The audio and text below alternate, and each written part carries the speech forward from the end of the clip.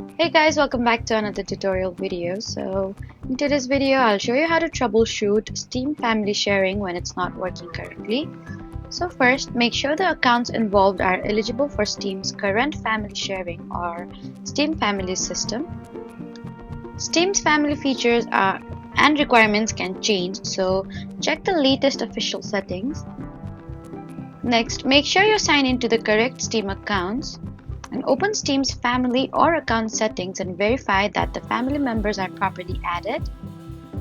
If a shared game isn't appearing, then check whether that particular game is eligible for sharing.